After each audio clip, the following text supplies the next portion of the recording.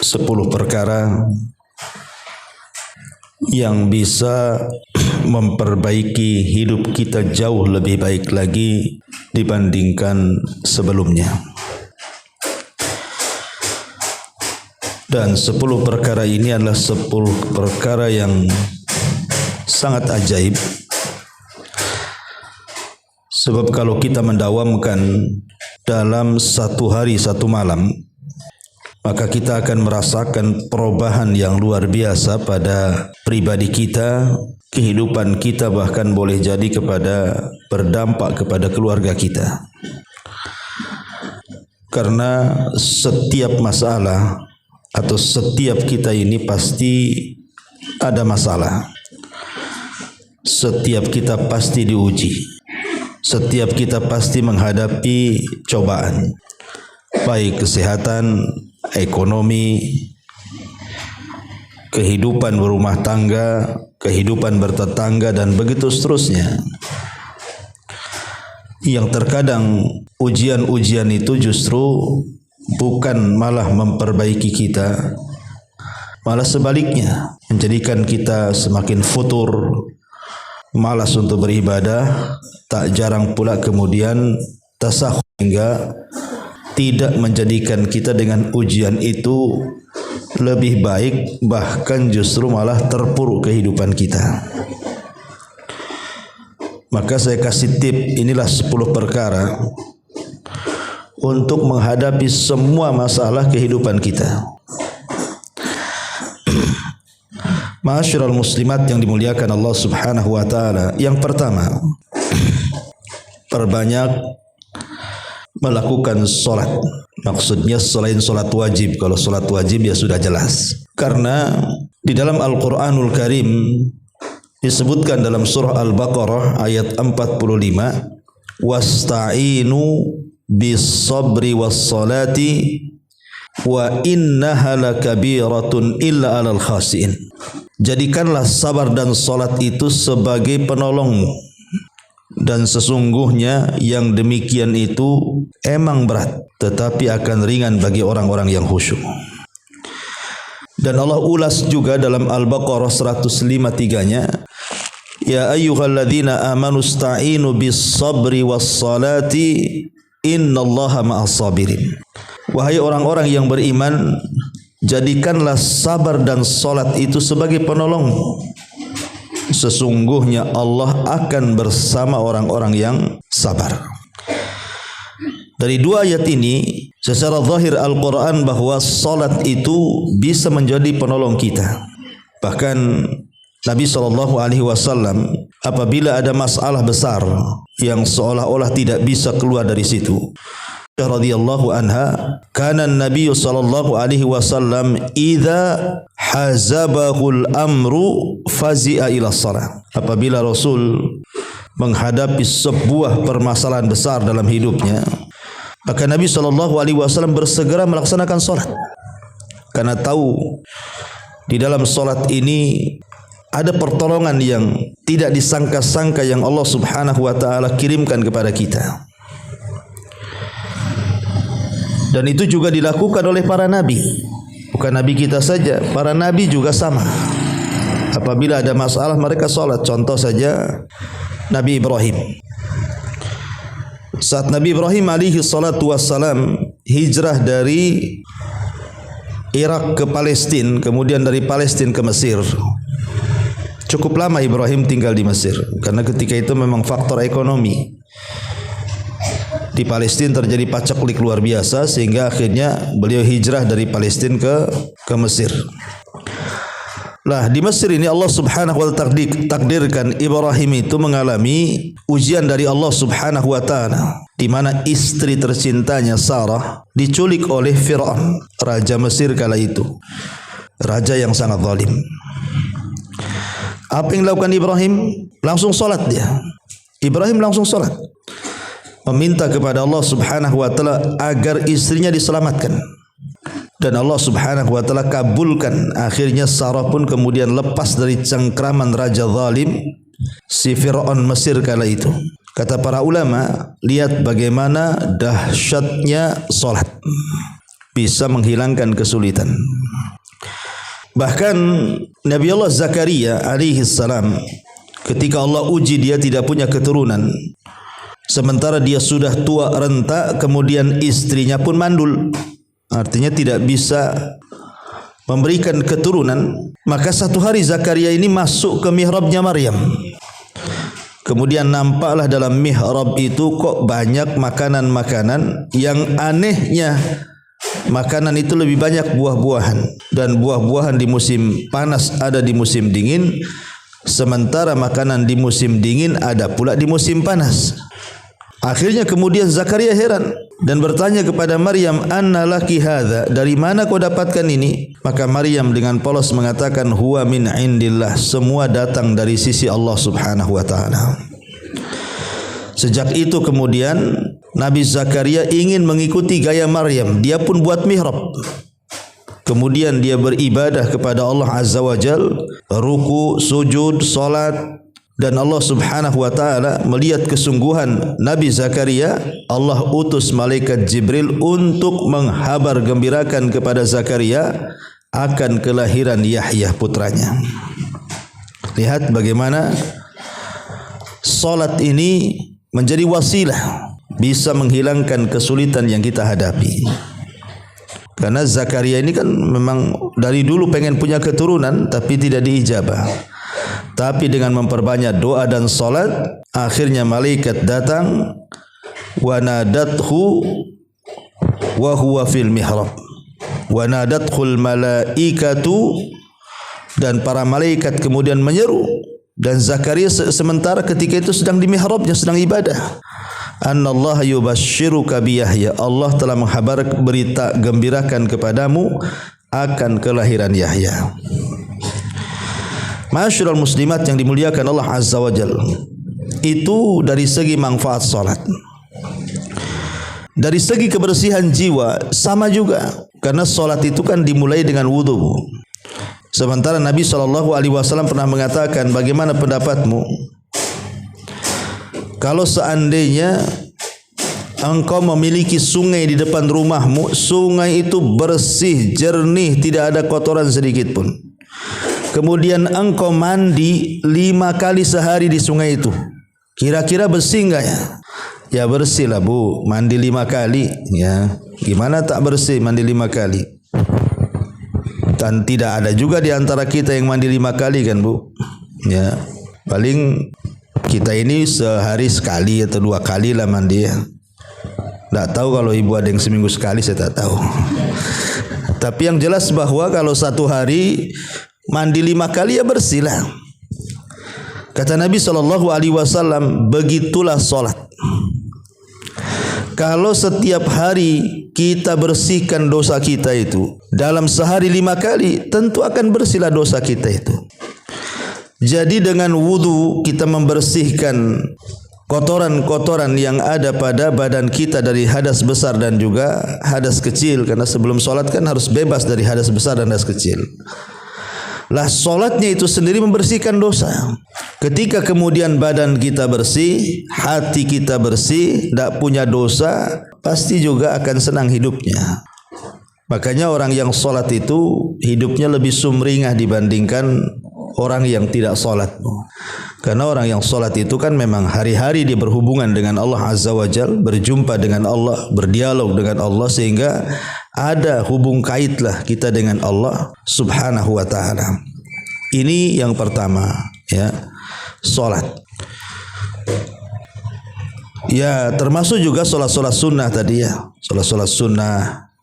Karena solat-solat sunnah juga penting kita lakukan itu supaya menempel hal-hal yang mungkin kurang ketika melaksanakan solat wajib. Kita kan tidak tahu, mungkin solat wajib kita melamun, tidak khusyuk, lalai. Maka dengan solat sunnah terutama rawatib itulah bisa menempel kekurangan solat wajib. Apalagi Nabi SAW sampai mengatakan, ij'alu fi buyutikum min salatikum wala tattakhiduha qubura. Jadikanlah di rumah-rumah kalian itu bagian dari solat kalian. Makanya Nabi SAW kalau solat sunnah itu di rumahnya. Bukan berarti di masjid tidak boleh. Maksudnya Nabi SAW memperbanyak solat sunnah itu di rumahnya. Karena Rasul mengatakan jangan kalian jadikan rumah kalian seperti kuburan, sepi, tidak ada ibadah gitu ya. Karena masalul baitil ladzi yadhkurullaha fi wal baitul ladzi la yadhkurullaha fi masalul hayy wal mayyit. Kalau rumah tidak ada orang yang mengingat Allah di dalamnya, itu perbedaannya dengan rumah yang ada orang yang mengingat Allah di dalamnya. Mungkin rumahnya dibuat solat, baca Quran, zikir dan begitu seterusnya. Maka itu perbedaan dengan orang hidup dan orang mati, Bu. Apa bedanya orang hidup dan orang mati? Jelaslah, orang hidup ya hidup, orang mati ya mati, kan itu ya. Orang hidup bisa bergerak, orang mati tak bisa bergerak. Lah begitulah rumah yang dibacakan Al-Quran, rumah yang disolati, yang dibacakan zikir-zikir di situ, maka perbedaannya dengan rumah yang sama sekali penghuninya tidak mengingat Allah di dalamnya itu sama dengan orang hidup dan mati itu. Makanya di sini penting solat. Yang kedua, memperbanyak solawat. Selain daripada solat, perbanyak solawat. Ma'asyiral muslimat yang dimuliakan Allah Subhanahu wa taala, ada sebuah hadis. Hadis ini dari seorang sahabat, Ubay ibn Ka'ab, dari bapaknya. Dan ma'ruf ya, Ubay ibn Ka'ab ini seorang sahabat Nabi SAW yang sangat pakar dalam Quran. Sampai-sampai pernah namanya disebut-sebut Allah Subhanahu wa taala. Sampai Rasul mengatakan, ya Ubay, Allah memerintahkan aku untuk membacakan kepadamu surah Al-Bayyinah. Kata Ka'ab, apakah namaku disebut-sebut ya Rasulullah?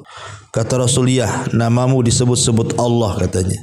Menangislah Ka'ab, Ubay bin Ka'ab ini, karena tidak nyangka ya bahwa nama dia akan disebut-sebut Allah Subhanahu wa taala. Kan banyak sahabat yang jauh lebih mulia, Abu Bakar, Umar, Utsman, Ali. Kenapa kemudian dia pula yang disebut-sebut oleh Allah Subhanahu wa taala? Makanya terharu dia sehingga dia sampai menangis, ya. Nah, Ubay bin Ka'ab ini dia meriwayatkan sebuah riwayat dari bapaknya. Beliau mengatakan, kana Nabi sallallahu alaihi wasallam idza dhahaba thulutsal laili qama.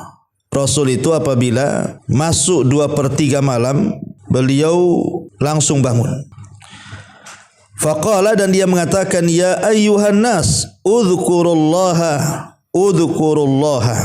Wahai manusia, ingatlah Allah, kata Rasul. Ja'at ar-rajifatu tatbauha ar-radhifatu. Ja'al mautu bima fihi. Maka Rasul sallallahu alaihi wasallam mengatakan, ingat tiupan pertama akan datang dan diiringi oleh tiupan kedua. Ingat kematian akan datang dengan apa yang ada padanya. Kematian akan datang dengan apa yang membawa segala kelanjutannya. Kemudian qala, maka aku bertanya pada Nabi SAW ini, ya Rasulullah, inni ukthiru salata alaika. Rasul, aku ini selalu membawa-bawa salawat untuk baginda, untukmu. Maka kemudian dia mengatakan, fakam aj'alu laka min salati. Kata Ubay bin Ka'ab ini, beliau mengatakan, lalu seberapa banyak aku harus bersalawat kepadamu wahai Rasul? Aku ini sudah sering bersalawat. Lalu seberapa banyak lagi aku harus bersalawat kepadamu? Maka kemudian Nabi SAW mengatakan, ma syi'ta, terserah engkau. Qala, kemudian dia mengatakan, ar-rubu'u, bagaimana kalau seandainya 1/4? Kata Rasul, ma syi'ta, terserah kamu. Fa in zidta fa huwa khairun lak. Kalau memang bisa kau tambah dari 1/4 itu, jauh lebih baik bagimu. Qultu, aku katakan, kata Ubay, an-nisfu, bagaimana kalau separuh? Qala, maka Rasul mengatakan, ma syi'tah, terserah engkau, fa in zidta fa huwa khairun laka, kalau kau mau menambah dengan salawatmu itu lebih baik bagimu. Qala, maka dia mengatakan, fathulutsaini, bagaimana kalau 2/3 wahai Rasul? Maka Rasul mengatakan, ma syi'ta fa in zidta fa huwa khairun laka, terserah engkau, kalau kau mau tambah itu lebih baik bagimu. Qultu, maka aku katakan, aj'alu laka salati kulliha, bagaimana kalau seandainya aku akan menjadikan seluruh doaku untuk baginda, untukmu wahai Rasul? Qala, maka Rasul sallallahu alaihi wasallam mengatakan, idzan tuqfa hammaka wa yughfaru laka dhanbuka. Qala Abu Isa, hadza hadisun hasanun sahih. Kata Rasul sallallahu alaihi wasallam, kalau begitu kau dicukupkan dari dukamu dan dosamu akan diampuni oleh Allah Azza wa Jalla. Kemudian Al-Imam Abu Isa At-Tirmidzi mengatakan hadis ini hasan sahih. Taib. Lihat hadis ini. Ubay bin Ka'ab ini dia datang kepada Nabi sallallahu alaihi wasallam.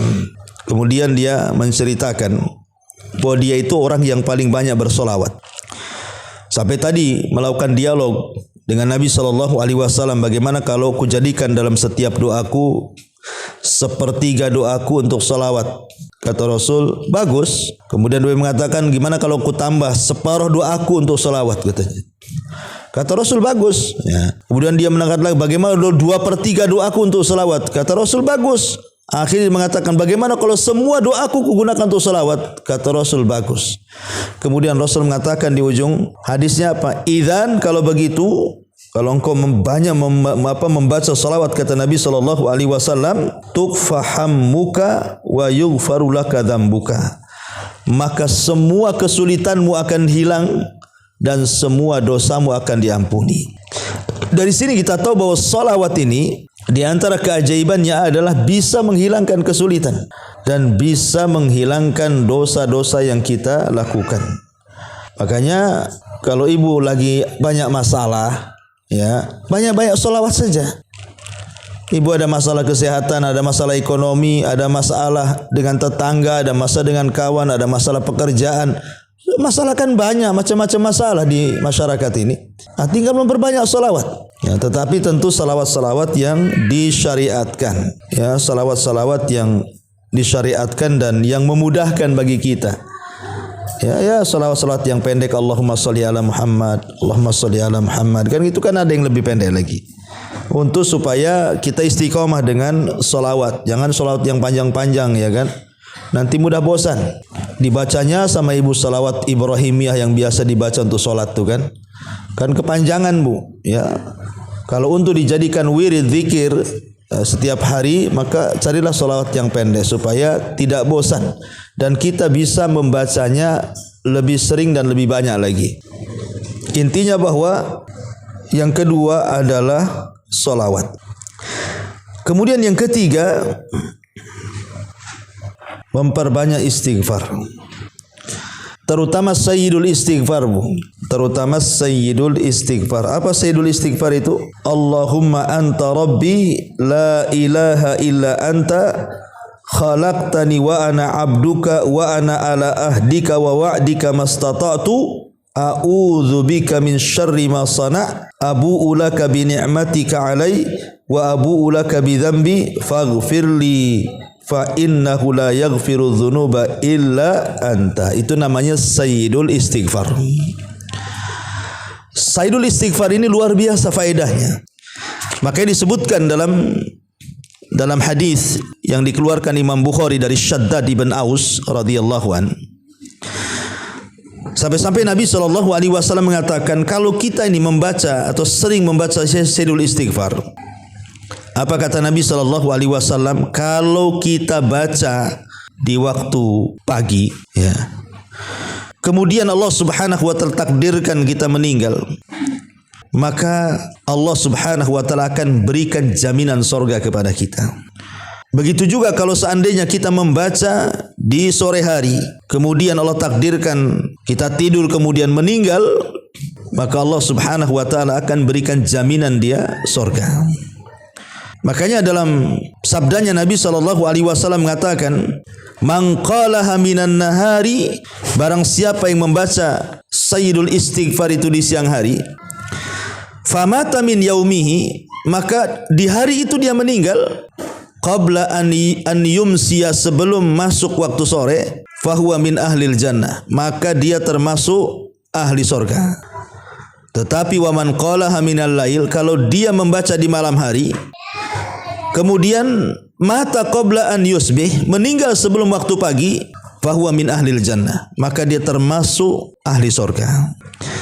Lihat bagaimana dahsyatnya istighfar itu. Ada jaminan surga. Ada jaminan surga, terutama sayyidul istighfar. Kalau bisa dibaca sebelum tidur gitu ya. Karena kalau tidur kan kita tidak tahu bangun itu bangun lagi atau bangun tidak bangun seterusnya, kita tidak tahu. Tapi yang jelas bahwa istighfar ini, walaupun bukan sayyidul istighfar, istighfar biasalah kita katakan astagfirullah. Ini dahsyat sekali pengaruhnya. Karena Nabi SAW yang mengatakan, man lazimal istighfar, barang siapa yang melazimkan istighfar, kata Nabi SAW, maka Allah Subhanahu wa taala akan jadikan setiap kesulitan kita ini kemudahan. Ja'alallahu min kulli dzikin makhraja. Jadi setiap kesulitan pasti dicarikan jalan keluarnya itu. Bahkan wa min kulli hammin faraja. Kalau kita sedang sedih, sedang stres, Allah gantikan dengan kesenangan dan kebahagiaan. Bahkan lebih daripada itu, wa razaqahullahu min haitsu la yahtasib. Allah akan berikan rizki dari arah yang tidak disangka-sangka. Karena saya pernah mengalami juga, Bu. Saya suatu hari pernah memang mengalami hal yang bagi saya dalam hidup saya itu luar biasa itu. Menghadapinya sulit sekali. Ya, ketika ada fitnah yang luar biasa yang saya alami dalam hidup saya itu, kayaknya hampir mau keluar dari Batam. Pernah itu sampai saya ngomong sama istri itu, udahlah nggak usah di Batam, ayolah kita hijrah aja ke tempat lain ya. Tetapi saya coba setiap pagi, siang, sore, malam gitu, saya baca aja itu astagfirullah, astagfirullah, astagfirullah, terus aja gitu, Bu ya. Memang luar biasa, ke hati juga tenang. Dan tidak sampai mungkin 1 minggu itu, Allah Subhanahu wa taala memang carikan jalan keluar semuanya dengan begitu cepat gitu ya. Jadi saya yakin sekali bahwa istighfar ini memang betul kata Nabi SAW, man lazimal istighfar itu ja'alallahu lahu min kulli dzikin makhraja. Barang siapa yang melazimkan istighfar itu memang luar biasa. Allah akan keluarkan pada setiap kesulitan kita itu kemudahan. Allah carikan jalan keluarnya yang kita ndak terpikir ke situ tuh. Tahu-tahu masalahnya itu terurai luar biasa. Ya, jadi saya anjurkan, karena saya pernah mengalaminya. Ini pengalaman pribadi sih. Makanya ibu kalau ada masalah sesulit apapun kan, perbanyak istighfar aja. Ya, 1 hari itu di dapur, di jalan, di pasar, pokoknya jangan terus saja istighfar. Karena dahulu ada orang yang datang kepada Hasan Al-Basri, seorang pemimpin tabi'in itu. Kemudian orang-orang ini datang kepada Hasan Al-Basri membawa masalah yang berbeda satu dengan yang lainnya. Yang satu mengatakan, ya Imam, saya ini sudah menikah lama tapi tak kunjung punya keturunan. Yang satu mengatakan, ya Imam, saya sudah bekerja keras namun miskin terus, tak pernah kaya-kaya dan tak pernah dicukupkan. Kemudian yang ketiga, ya Imam, desa kami sudah paceklik kekeringan lama sampai kelaparan. Kira-kira apa solusinya supaya Allah menurunkan hujan? Akhirnya kemudian Hasan Al-Basri menasihati apa? Menasihati untuk memperbanyak istighfar kepada tiga-tiganya itu. Baik kepada yang lama tidak punya anak, baik kepada yang sudah bekerja tidak pernah kaya, baik kepada orang yang paceklik sehingga tanahnya mulai kekeringan, terjadi kelaparan di mana-mana. Kata Hasan Al-Basri, beristighfarlah kalian. Kemudian dia membacakan surah Nuh. Apa kata Allah Subhanahu wa taala? Faqultu astaghfiru rabbakum innahu kana ghaffara. Yursilis samaa 'alaikum midrara wa yumdidkum bi amwalin wa banin wa yaj'al lakum jannatin wa yaj'al lakum anhara. maka kukatakan beristighfarlah kepada Rabb kalian, karena Dia zat yang maha pengampun. Kalau kalian memperbanyak istighfar, kata Allah, Allah akan hujani kalian dari langit. Allah akan memperbanyak harta kalian dan anak-anak. Dan Allah akan menjadikan kebun-kebun, hutan-hutan, dan Allah juga akan menjadikan sungai-sungai dan begitu seterusnya. Tetapi masalahnya, malakum la tarjuna lillahi waqara. Kalian tidak pernah mengagungkan Allah dengan sebenar-benar pengagungan. Jadi ayat ini lihat bagaimana keagungan istighfar itu. Pertama, yursilis sama alaikum midrara, menjadikan sebab turunnya hujan. Kemudian yang kedua, wayumdidkum bi amwalin, menjadikan sebab banyaknya harta. Kemudian wabanin, dan menjadikan sebabnya banyak keturunan. Makanya wajar kalau Hasan Al-Basri mengatakan perbanyaklah istighfar kalian. Ngomong ke yang tiga-tiganya tuh. Dari sini kita tahu bagaimana dahsyatnya istighfar itu bisa mempengaruhi kehidupan kita. Ya, ini yang ketiga. Perbanyak istighfar. Kemudian yang nomor 4, perbanyak membaca surah Al-Ikhlas, Bu. Surah Al-Ikhlas itu, Bu, pendek. Ya, perbanyak membaca surah Al-Ikhlas. Surah Al-Ikhlas ini sebenarnya ada 2, Bu. Kalau di Quran disebut surah Al-Ikhlas itu berarti menunjukkan kedua surat. Pertama, surah Qul Huwallahu Ahad, Allahus Samad, lam yalid walam yulad walam yakul lahu kufuwan ahad, itu surah Al-Ikhlas. Atau kepada surat Qul ya ayyuhal kafirun la a'budu ma ta'budun. Nah, itu juga disebut surah Al-Ikhlas tuh. Jadi Qul huwallah dan Qul ya ayyuhal kafirun. Ulama menyebutnya dua surat ini disebut dua surat Al-Ikhlas. Kenapa demikian? Karena Qul huwallahu ahad ini lebih kepada tauhid rububiyah dan asma dan sifat. Tetapi kalau Qul ya ayyuhal kafirun lebih kepada tauhid uluhiyah. Makanya Rasul selalu menggandeng tuh Qul huwallah dengan Qul ya ayyuhal kafirun tuh pada setiap salat sunnahnya. Seperti salat sunnah fajar, rakaat pertama Qul huwallah, rakaat kedua al kafirun, kan begitu, Bang. Kemudian rakaat dua rakaat tawaf. Ibu kalau umroh tawaf, kemudian salat 2 rakaat di belakang makam Ibrahim. Nah, itu rakaat pertama baca Qul huwallah, rakaat kedua baca Qul ya ayyuhal kafirun, kan, Bu. Jadi selalu digandengkan Rasul karena memang dua-duanya disebut surah Al-Ikhlas tuh. Surah Al-Ikhlas, ya. Cuman kalau dikatakan Al-Ikhlas biasanya yang identik dengan nama itu adalah Qul huwallah wahad, kan, itu kalau Qul ya ayyuhal kafirun ya surah Al-Kafirun gitu. Ya, tapi sebenarnya dua-duanya surah Al-Ikhlas. Tapi yang saya maksudkan adalah Qul huwallahu ahad, Allahus samad, lam yalid walam yulad walam yakul lahu kufuwan ahad. Jadi Nabi SAW dalam hadis Abi Sa'id Al-Khudri, satu hari datang seorang laki-laki bertanya, ya, innali jaran yakumul lailah la yaqra'u illa Qul huwallahu ahad. Rasul, aku ini punya tetangga, ya, itu kalau sholat malam yang dibaca itu surah Al-Ikhlas saja. Persis kayak ibu lah, kan, gitu. Ya mungkin karena pendeknya gitu, Ibu, ya. Nah, Al-Ikhlas saja setiap sholat, itu lagi yang dibaca, itu lagi yang dibaca, kan, gitu. Anehnya kok nggak bosan-bosan gitu aja. Jadi orang ini mengatakan, ya Rasulullah, aku ini punya tetangga suka sholat malam, itu yang dibaca itu Qul huwallahu ahad saja itu. Jadi seolah-olah sahabat ini meremehkan lah, kan banyak surat yang panjang-panjang, mesti itu terus yang dibaca. Tapi Nabi SAW mengatakan apa? Walladzi nafsi biyadih innaha la ta'dilu sulusal Quran, kata Rasul. Demi zat yang jiwaku berada di tangannya, surat itu sebanding dengan 1/3 Quran loh, ya. Artinya kalau dia membaca Qul huwallah 1 kali sama dengan membaca 1/3 Quran. Kalau 2 kali sama dengan 2/3 Quran. Kalau 3 kali hatamlah Quran, ya. Coba, Bu, kalau ibu tiap hari baca 3 kali saja Qul huwallah, itu sama dengan ibu menghatamkan Quran. Kalau sampai ibu baca ya umpamanya 9 kali, berarti seolah-olah ibu menghatamkan Quran 3 kali itu. Ya kalikan aja lah, makin banyak membaca qul huwallah 100 kali umpamanya, seolah-olah menghatamkan berapa kali Quran tuh.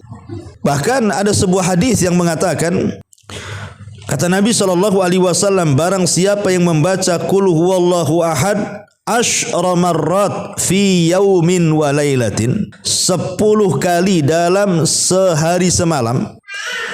10 kali saja Bu dalam sehari semalam. Barang siapa yang baca qul huwallah 10 kali dalam sehari semalam, umpamanya pagi 3, siang 3, sore 3, malam 1, kan 10 tuh Bu. Apa dampaknya? Kata Nabi SAW, banallahu lahu qasran fil jannah. Maka Allah Subhanahu wa taala akan bangunkan untuk ibu itu satu istana di sorga. Kan luar biasa tuh. Ya. Jadi kalau ibu seandainya nih pagi 10, siang 10, sore 10, malam 10, mak udah dapat 4 istana tuh Bu. Kita aja bangun kos-kosan berbulan-bulan tak jadi-jadi Bu. Itu kos-kosan tuh, satu kapling saja tuh. Ini loh tinggal baca 10 kali langsung jadi istananya. Istananya terbuat dari emas dan perak lagi, bukan dari batu bata dengan semen dengan besi, bukan. Tapi anehnya, kenapa ya kok kita ini nggak yakin sehingga malas membaca qul huwallah itu, padahal sebenarnya mudah membaca itu. Kenapa kok malas ya? Karena istananya tak tampak. Ya. Coba kalau seandainya saya analogikan begini Bu, besok ibu datang ke rumah, baca kulhu 2000 kali di rumah saya, ibu saya kasih rumah di Sotling sana, 2000 kali tapi bacanya Bu, ya di depan rumah sambil panas-panasan. Ya. Kira-kira mau nggak? Mau lah. Kenapa? Paling 2000 itu walaupun 1 hari 1 malam tidak ada masalah. Habis itu kan saya dapat rumah di Sotling. Nah, kan begitu. Ya. Pasti orang mau tuh. Padahal suruh 2000 lagi yang dibaca. Yang kedua depan rumah lagi pas panas-panasan lagi kan. Mau orang tuh. Kenapa? Nampak rumahnya. Kalau surga kan nggak nampak, jadinya akhirnya ya gitulah malas-malas. Padahal tidak disuruh 2000, 10 aja kok, 10 kali.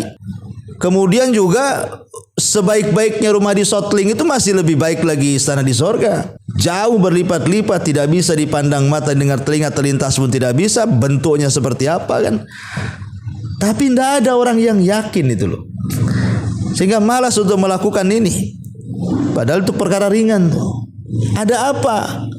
Apa masalahnya? Ulama menjawab nih. Ini kenapa? Kenapa kita ini lebih suka yang tampak, tidak suka yang tidak tampak, lebih suka dunia dan tidak suka dengan surga? Karena Al-Quran itu selalu mendahulukan dunia dibandingkan akhirat Bu. Makanya lihat contoh, Allah mengatakan bal tu'thirunal hayatad dunya wal akhiratu. Bahkan kalian lebih mengutamakan kehidupan dunia dan akhirat itu, padahal khairun wa abqa. Lah, ketika Allah dahulukan dunia, kemudian sorga, kemudian akhirat, makanya orang itu lebih cinta dunia. Coba kalau kita balik Bu. Kalau kita balik ya, ibu lahir di sorga, kira-kira mau ke dunia nggak Bu? Nggak mau lah ya. Karena ibu lahir di dunia itu tak mau masuk sorga jadinya. Nah, coba kalau kita semua lahir di sorga, nggak ada orang masuk sorga mau ke dunia, itu ngapain lah di dunia ini? Udah harudang, panas kan itu ya. Susah hidupnya. Bagus di sorga. Masalahnya terbalik-balik itulah, kita lahir di dunia itu, makanya kalau diceritain sorga itu yakin gak yakin jadinya. Nah, contohnya seperti ini, membaca qul huwa 10 kali aja enggak yakin kita ini. Makanya di sini yang nomor 4, perbanyak surah Al-Ikhlas. Ya, karena Al-Ikhlas ini juga bisa membersihkan hati, karena isinya tauhid. Al-Ikhlas ini pengenalan kita kepada Allah. Ya, dan meniadakan kesyirikan di dalamnya. Surah Al-Ikhlas surah yang sangat agung sekali kan. Karena ini membantah semua kesyirikan yang dilakukan semua agama. Ketika orang-orang Nasrani mengatakan bahwa Isa anak Tuhan, Isa satu di antara 3 Tuhan, bahkan Isa Tuhan itu sendiri, maka Allah katakan qul huwallahu ahad, Allahus samad. Allah lah zat yang esa, semua kembali bergantung kepadanya. Tidak ada selain Allah Tuhan. Kemudian kalau dikatakan dia beranak dan diperanakan, Allah katakan lam yalid wa lam yulad. Terbantahlah orang-orang Nasrani dengan surah Al-Ikhlas ini. Yahudi mengatakan Uzair juga anak Allah, dibantah juga lam yalid wa lam yulad. Orang-orang musyrik mengatakan malaikat anak-anak putri Allah, Allah katakan juga lam yalid wa lam yulad. Dan begitu seterusnya. Nah, jadi bacalah Bu ya, perbanyak surah Al-Ikhlas terutama sebelum tidur. Kemudian juga yang nomor 5, perbanyak mengucapkan la haula wala quwata illa billah. Perbanyak mengucapkan la haula wala quwata illa billah. Kenapa?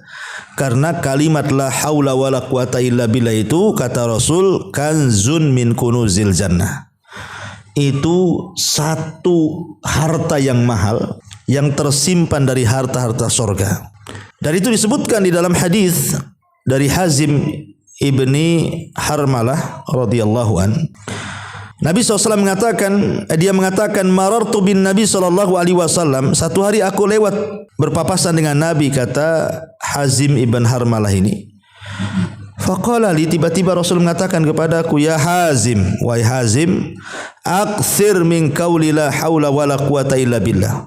Perbanyak ucapkan olehmu la haula wala quwata illa billah. Fa innaha min kunuzil jannah. Karena la haula wala quwata illa billah itu adalah kunuz, harta pembendaharaan sorga. Masyarul muslimat yang dimuliakan Allah Azza wa Jalla, Imam Nawawi ketika memberikan catatan kepada hadis ini, dia mengatakan apa? Wal kanzu, adapun kalimat kanzu kata Imam Nawawi, annahu thawabun muddakharun fil jannah. Itu adalah pahala yang sangat besar yang sengaja Allah tabung untuk di akhirat kita. Ini faedah yang pertama ya, membaca la haula wala quwata illa billah. Kemudian faedah yang kedua, bahwa la haula wala quwata illa billah itu adalah babun min abwabil jannah. Dia adalah pintu dari pintu-pintu surga. Disebutkan dalam hadis Mu'ad bin Jabal radhiyallahu an, Nabi mengatakan, ala adulluka ala abwab min abwabil jannah, ala adulluka ala babin min abwabil jannah. Maukah kutunjukkan kepadamu satu pintu dari pintu-pintu surga? Wa ma huwa? Apa itu? Kata Mu'ad, apa itu ya Rasulullah? Maka Rasul mengatakan la haula wala quwata illa billah. Itulah pintu daripada pintu surga. Dan ingat, kita ini hari-hari melakukan dosa kan, Bu? Hari-hari kita melakukan dosa. Tidak mata ya telinga, tidak telinga ya hidung, tidak hidung ya mulut, tidak mulut ya otak, tidak otak ya tangan, kaki, ngelangkah kemana-mana. Pasti setiap hari kita berdosa, Bu. Nggak mungkin. Kalau ada orang mengatakan nggak pernah berbuat dosa, kadzab, dustakan perkataan orang itu. Setiap hari kita ini melakukan dosa. Saking banyaknya dosa kita ini terkadang sampai sebanyak buih di lautan, boleh jadi seperti itu mungkin bahasanya. Tetapi kata Nabi SAW, kalau seandainya kita memiliki dosa, anggaplah sebanyak buih di lautan, maka dosa itu bisa digugurkan dengan la haula wala quwata illa billah. Dan itu berdasarkan hadis Abdullah ibn Amr ibn As radhiyallahu anhuma, ma 'alal ardi ahadun yaqulu la ilaha illallah wallahu akbar wala haula wala quwata illa billahi. Tidaklah ada manusia di permukaan bumi yang mengatakan la ilaha illallah Allahu akbar, kemudian la haula wala quwata illa billah, kecuali dosa-dosanya akan digugurkan walau kanat misla zabadil bahri, walaupun dosa itu sebanyak buih yang ada di lautan. Luar biasa ya kan. Jadi ini juga bisa membersihkan hati. Membaca la haula wala quwata illa itu bisa membersihkan hati dari dosa-dosa. Bahkan kalau seandainya kita meninggal, pamannya ibu membaca la haula wala quwata illa billah ini di malam hari sebelum tidur ya, kemudian summa mata fi dzalikal yaum, Allah takdirkan meninggallah kita di hari itu, ghufira lahu dzambahu, maka dosa-dosa ibu akan diampuni. Artinya ibu dianggap husnul khotimah gitu maksudnya. Ini kan luar biasa Bu ya. Hanya mengucapkan la haula wala quwata illa billah. Ini yang nomor berapa Bu? Nomor 5 ya. Kemudian nomor 6. Nomor 6, perbanyak membaca al-baqiyat as-salihat. Al-baqiyat as-salihat. Apa baqiyah as-salihah itu? Al-baqiyah as-salihah itu maksudnya bacaan tasbih. Memperbanyak bacaan tasbih. Subhanallah wa bihamdihi subhanallahil azim. Subhanallah walhamdulillah wa la ilaha illallah Allahu akbar la haula wa la quwata illa billah. Itulah al-baqiyat as-salihat itu. Dan ini berdasarkan sabda Nabi SAW, al-baqiyatus salihat subhanallah walhamdulillah wa la ilaha illallah Allahu akbar wa la haula wa la quwata illa billah. Itulah disebut al-baqiyat as-salihat itu. Disebutkan dalam sebuah hadis yang sahih ya. Nabi SAW mengatakan, jadi kalau kita membaca al-baqiyat as-salihat ini di waktu pagi ataupun di waktu sore hari, berapa kali? Mi'ata marratin, 100 kali. Maka kata Nabi SAW, ghufirat khatayahu wa in kanat min zabadil bahri, maka akan diampuni semua kesalahannya walaupun kesalahannya sebanyak buih yang ada di lautan. Subhanallah ya. Lihat ya, kalau kita membaca al-baqiyat salihat ini 100 kali, maka kita bisa menghapuskan dosa-dosa kita ini yang banyaknya sebanyak buih yang ada di lautan. Makanya dalam satu hari Nabi SAW pernah kedatangan Fatimah Bu. Jadi Fatimah itu udah kelelahan karena masak-masak sendiri gitu, cari kayu sendiri, ngadon sendiri, sampai tangannya itu pecah-pecah Bu, dan lemah gitu ya, lelah. Karena zaman dulu kan kalau mau masak kan harus cari kayu bakar Bu kan.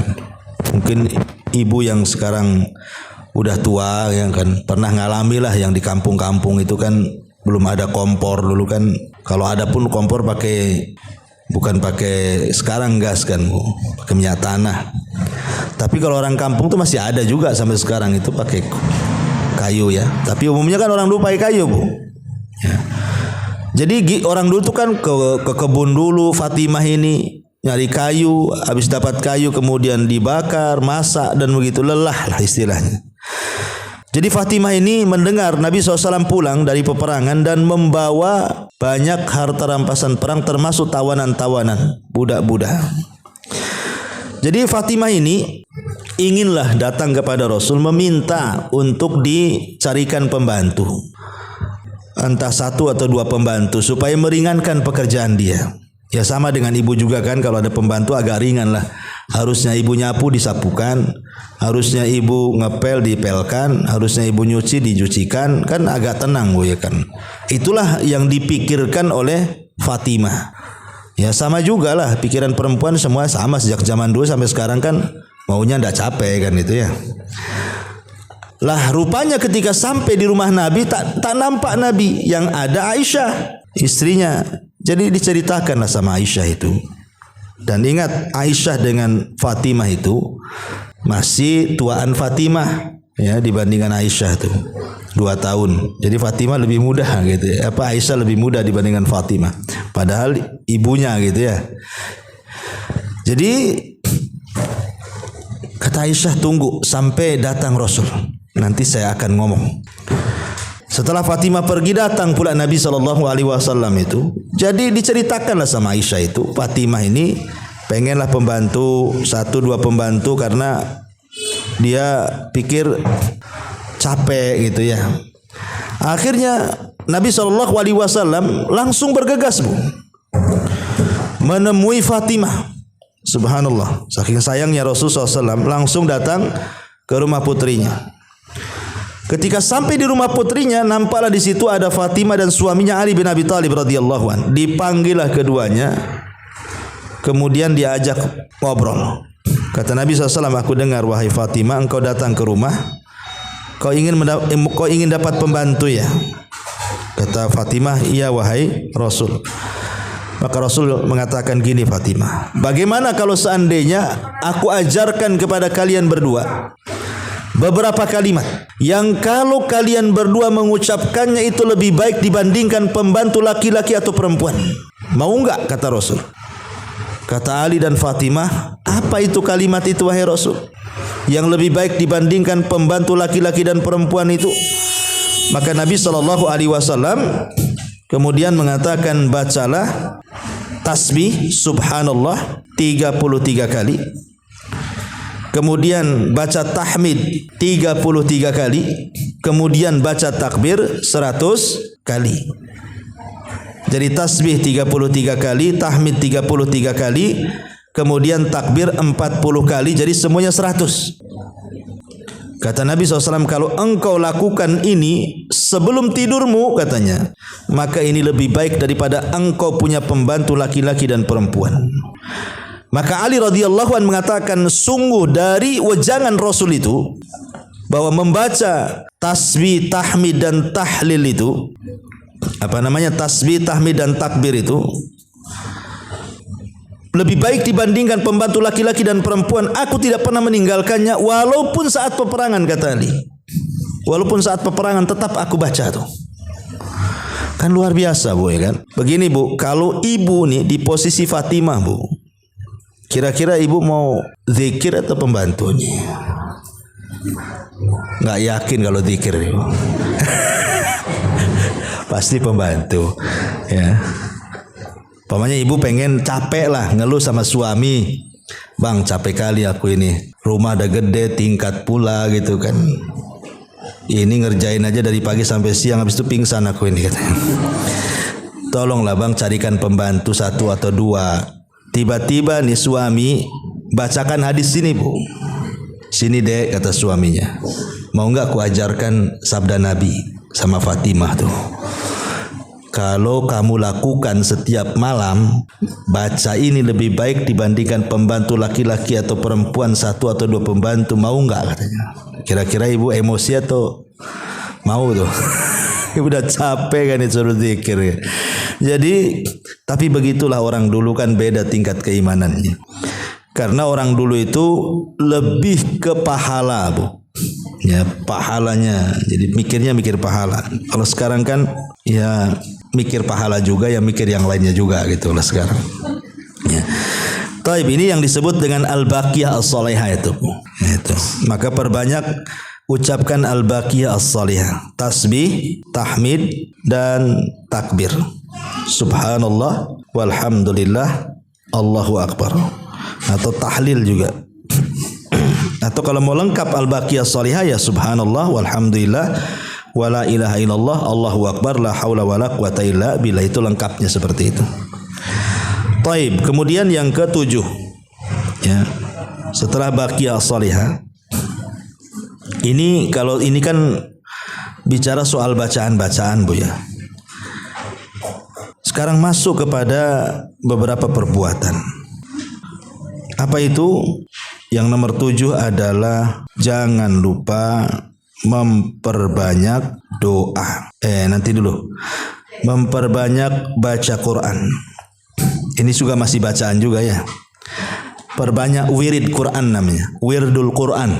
Nah, terutama kalau setiap hari ibu yang umpamanya walaupun 2 ayat, 3 ayat selepas sholat atau lagi nganggur-nganggur gitu ya. Maka dijelaskan dalam sebuah hadis Nabi SAW mengatakan, man qara'a harfan min kitabillah falahul hasanatu wal hasanatu bi asyri amthaliha Barang siapa yang membaca satu huruf saja dalam Quran itu, maka ibu dapat satu kebaikan yang akan dilipat gandakan menjadi 10 kali lipat kebaikan. Aku tidak katakan alif lam mim satu huruf kata Rasul, tapi alif satu huruf, lam satu huruf, mim satu huruf. Ini menunjukkan bahwa kalau kita membaca satu surat pendek saja, inna a'thaina lah. Itu yang paling pendek kan inna a'thaina kan Bu ya. Itu kalau kita jumlah berapa hurufnya kemudian kalikan 10 kali lipat, udah banyak Bu. Udah bisa kita menabung itu, menabung untuk surga itu. Apalagi Al-Quran itu memang seafdal-afdalnya zikir. Jadi seafdal-afdalnya zikir itulah baca Quran.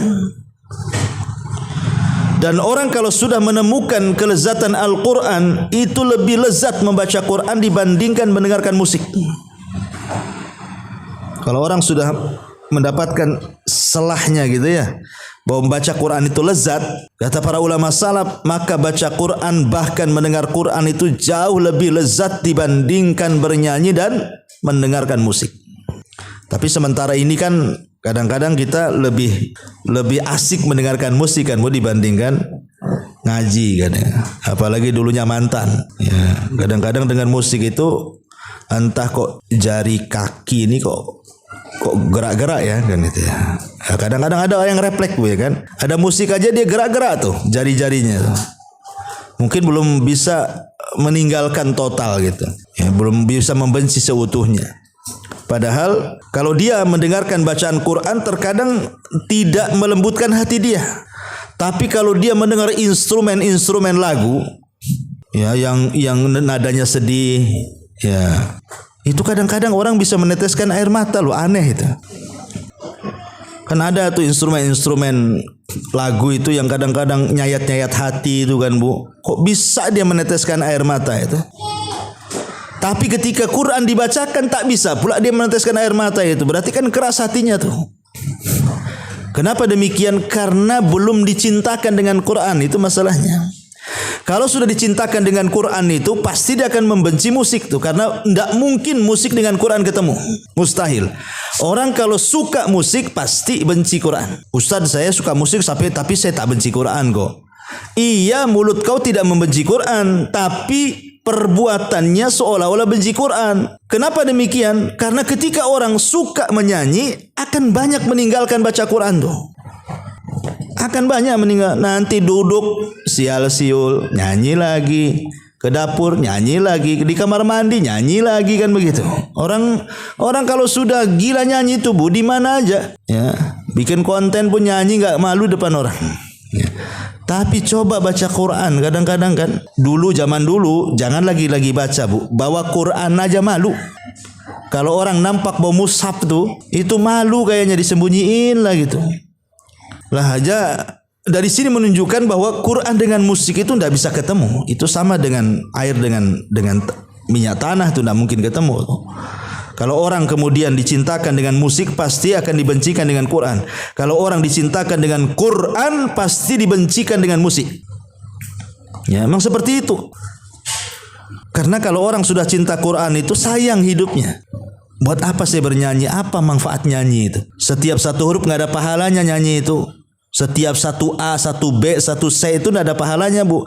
Tapi Quran itu setiap alif, setiap ba, setiap ta, setiap sa itu ada pahalanya. Makanya kalau orang sudah cinta Quran, ngapain saya nyanyi? Nggak ada pahalanya itu. Yang ada bawa dosa saja kadang-kadang kan, akhirnya dilarikan segalanya. Maka dan Quran itu bisa merubah semuanya. Betapa banyak orang-orang itu Bu nggak paham artinya, tapi setelah mendengar Quran dapat hidayah dia. Saya pernah seorang syekh itu bercerita, orang Amerika ya. Dia masuk Islam gara-gara mendengar bacaan Quran sesudes. Ketika Ramadan dia nongkrong di televisi, nengok orang Mekah sedang sholat. Jadi dia dengerin aja tuh, ketika itu imamnya sesudes. Entah kenapa tiba-tiba bacaan sesudes itu masuk pula di orang kafir ini, orang Amerika ini. Dari situlah hidayah muncul tuh. Akhirnya dia masuk Islam gara-gara mendengar Quran, padahal paham pun tidak. Apa yang dibaca sesudes tak tahu.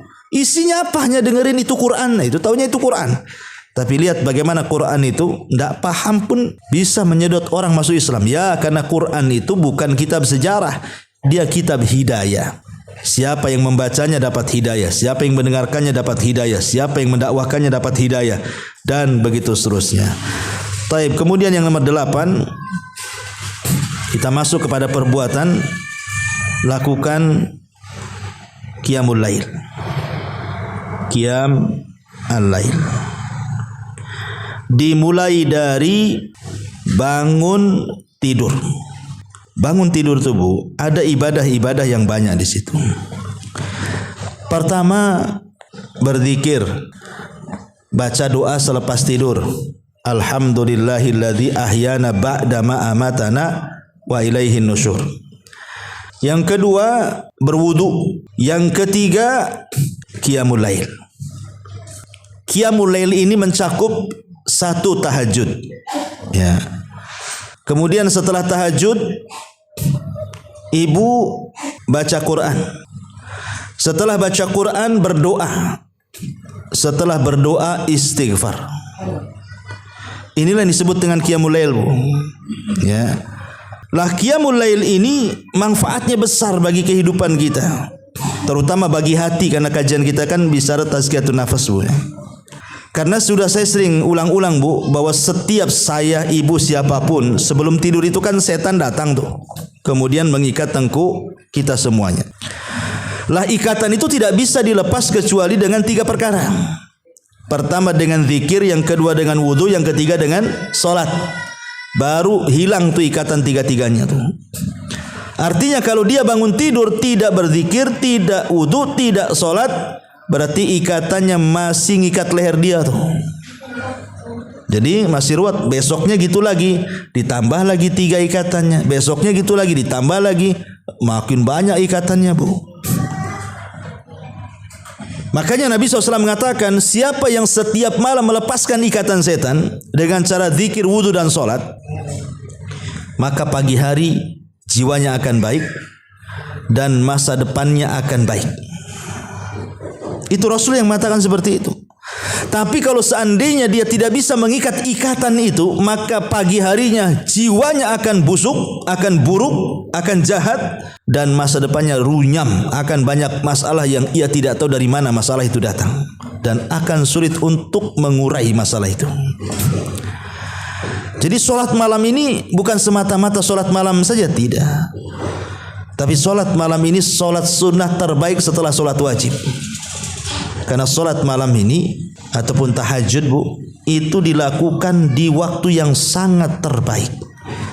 Ketika Allah turun ke langit dunia dan di saat manusia sedang pulas tidur, kemudian kita pun yang melakukan ibadahnya penuh dengan ijtihad dan kesungguhan. Sebab kalau tidak ada ijtihad dan kesungguhan, enggak mungkin kita bangun. Apalagi hujan-hujan, kayak kemarin hujan 1 hari kan, malam dingin, Bu. Ya, mau bangun itu aduh rasanya gimana gitu ya. Sehingga perlu kesungguhan, dan disitulah letak hidayahnya. Wa man yujahidu fina lanahdiyannahum subulana. Barang siapa yang sungguh-sungguh, Bu, itulah hidayah di situ. Bangunlah kita padahal malam masih gelap, kemudian juga masih ngantuk, cuaca dingin, tapi dia bangun. Kemudian untuk ibadah, kalau tidak dikatakan ikhlas apa namanya, Bu? Coba. Orang yang sungguh-sungguh bangun kayak gini, kalau enggak ikhlas itu apa namanya?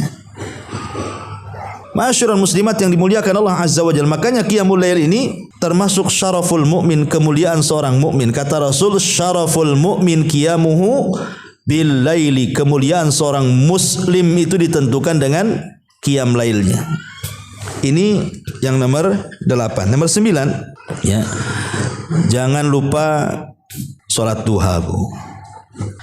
Karena salat duha ini banyak faedahnya. Banyak sekali faedahnya. Karena setiap hari kan kita disuruh untuk mengeluarkan sedekah. Rasul itu memerintahkan kita, Bu, untuk mengeluarkan sedekah. Di mana setiap ucapan kita subhanallah itu dianggap sedekah. Alhamdulillah dianggap sedekah. La ilaha illallah dianggap sedekah. Allahu akbar dianggap sedekah. Memerintahkan kebaikan dianggap sedekah, mencegah dari kemungkaran dianggap sedekah. Tapi tidak perlu kita lakukan. Cukup kita melakukan 2 rakaat duha itu sudah sama dengan orang yang melakukan seperti itu. Dan ini menunjukkan bahwa salat duha itu salat yang sangat istimewa dari semua sedekah yang kita lakukan di siang hari itu. Apalagi sedekah juga dilakukan di waktu ketika manusia sedang lalai mengejar dunia, kita pula mengejar akhirat. Makanya pahalanya besar. Makanya disebut sholatul awabin, sholatnya orang bertobat. Kenapa disebut sholat duha itu sholatnya orang bertobat? Karena di saat manusia lalai, sibuk, orang pasar di pasar, orang kebun di kebun, orang kantor di kantor, orang jalan di jalan, tiba-tiba ibu keluar dari kesibukan manusia, kemudian sholat duha. Kalau bukan ahli tobat apa namanya, Bu? Makanya Rasul mengatakan sholat duha itu sholatul awabin, sholatnya orang yang bertobat. Ya, karena memang dilakukan di saat manusia sedang sibuk. Dan Nabi SAW sampai mengatakan, barang siapa yang sholat subuh kemudian tidak beranjak dari tempatnya, kemudian berzikir kepada Allah sampai terbit matahari, kemudian meninggi 1 tombak, itu disebut syuruk, waktu terbitnya matahari. Kemudian ibu melakukan 2 rakaat syuruk, maka pahalanya sama dengan haji dan umrah secara sempurna. Sebagian ulama fikih mengatakan bahwa salat syuruk itu salat duha yang diawalkan. Ya. Jadi salat syuruk itu ada sebagian ulama mengatakan salat duha yang diawalkan. Walaupun ada juga ulama mengatakan bukan, duha sendiri, syuruk sendiri. Ya. Tapi ada yang mentafsirkan bahwa syuruk itu adalah salat duha yang diawalkan. Nah, makanya salat duha ini walaupun hanya 2 rakaat jadilah gitu ya. Kemudian yang terakhir yang nomor 10, Bu, amalan-amalan sebelum tidur. Ya, amalan-amalan sebelum tidur kan banyak. Seperti umpamanya ibu membaca surat ayat kursi, kan jelas tuh. Kalau ibu membaca ayat kursi sebelum tidur, ataupun kul a'udzu birabbin nas dan kul a'udzu birabbil falaq, maka sampai pagi ibu akan dilindungi dari setiap kejelekan, setiap kejahatan, baik dari setan, baik dari orang yang hasad, baik dari binatang-binatang yang berbisa, yang mencelakakan, yang beracun dan begitu seterusnya, baik dari sihir. Maka orang yang membaca ayat kursi di malam hari kemudian kita tertidur, maka kita akan dibangunkan, dijaga oleh Allah. Kemudian berwudu.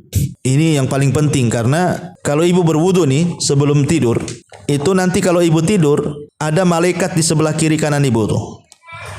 Kalau ibu berguling ke arah kanan, malaikat sebelah kanan akan mengatakan Allahumma gfir lahu, Allahumma arhamhu. Ya Allah, ampunilah orang ini, ya Allah rahmati orang ini. Kalau ibu balik guling ke arah kiri, itu juga sama, malaikat sebelah kiri akan mengatakan ya Allah ampuni orang ini, ya Allah rahmati orang ini. Pokoknya setiap ibu bergerak itu kan, maka malaikat kiri kanan itu pasti akan mengatakan seperti itu, Bu. Ya, jadi kalau gerak sana gerak sini pasti didoakan malaikat. Tapi kalau suami di sampingnya tak tahu ini gerak-gerak, apa ini istri saya ini gerak sana gerak sini. Tapi yakin, Bu, orang yang berwudu itu akan dijauhkan dari mimpi buruk. Kemudian juga malaikat akan mendoakan ibu. Karena hadisnya seperti itu. Ya man bata tahiran, barang siapa yang tidur dalam posisi dia tahir, bersih dari hadas, maka malaikat di samping kiri akan mengatakan Allahumma gfir lahu, Allahumma arhamhu. Ya, kemudian juga ada doa yang bagus sekali kalau ibu mau baca itu kan. Apa doanya? Doa yang diajarkan Nabi SAW kepada Bara ibn Azib. Ya, kalau bismikallahumma ahya, bismikallahumma apa? Itu yang biasa itu ya. Amutu wa ahya itu sudah yang biasa. Tapi yang luar biasa adalah doa Allahumma aslamtu nafsi ilaika, kemudian wa fawadtu amri ilaika wa alja'tu dhahri ilaika ragbatan wa rahbatan ilaika la malja'a wa la manja minka illa ilaika amantu bi kitabika alladhi anzal wa bi nabiyyika alladhi arsal. Ini yang paling luar biasa, Bu. Kalau ibu mau baca sebelum tidur, baca doa ini. Allahumma, ya Allah, aslamtu nafsi ilaika, aku serahkan jiwaku kepadamu. Wa fawwadtu amri ilaika, aku serahkan seluruh urusanku kepadamu. Wa alja'tu dhahri ilaika, aku serahkan punggungku kepadamu. Ragbatan wa rahbatan ilaika, suka ataupun tidak suka untukmu ya Allah. La malja wa la manja minka illa ilaik. Tidak ada tempat lari kecuali kepadamu ya Allah. Amantu bi kitabika alladzi anzal. Aku beriman dengan kitab yang kau turunkan. Wa bi nabiyyika alladzi arsal. Dengan nabi yang kau utus. Ini dampaknya luar biasa. Fa imitta idza asbahta alal khair wa in mitta alal fitrah. Kalau ibu dibangunkan setelah baca doa ini, maka ibu akan dibangunkan dalam kondisi baik. Tapi kalau ibu diwafatkan, maka ibu diwafatkan dalam posisi wafat di atas fitrah. Tak punya dosa, di atas Islam. Wala tamutunna illa wa antum muslimun. Ya. Inilah diantara 10 perkara ini kalau kita lakukan satu hari satu malam, Bu. InsyaAllah nampak itu dampaknya seperti apa. Jangan lama-lama ya, sebulan, seminggu aja. Rutinkan ini 10 perkara ini, pasti kita akan mendapati kehidupan yang jauh lebih baik dibandingkan sebelumnya.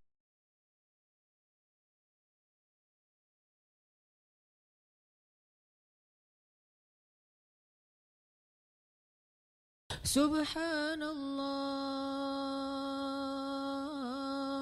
walhamdulillah wa la ilaha illallah wallahu akbar. Subhanallah.